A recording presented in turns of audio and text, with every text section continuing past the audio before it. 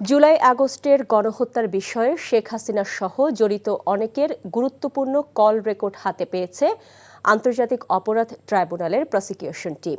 দুপুরে আন্তর্জাতিক অপরাধ ট্রাইব্যুনাল প্রাঙ্গণে সাংবাদিকদের বিষয়টি জানিয়েছেন chief prosecutor advocate Tajul Islam. প্রসিকিউশনের আবেদনের ভিত্তিতে এসব কল রেকর্ড সিআইটি ল্যাবে বিশ্লেষণের জন্য অনুমতি দিয়েছে ট্রাইব্যুনাল। এদিকে শেখ হাসিনার সরকারের সময় গণহত্যার আলামত গায়েবের সব চেষ্টা করা হয়েছে বলে অভিযোগ করেন প্রসিকিউশন টিম। ৫ আগস্টের পরও আলামত সংগ্রহে এনটিএমসি কর্মকর্তারা অসহযোগিতা করছে বলেও অভিযোগ করেন চিফ প্রসিকিউশন।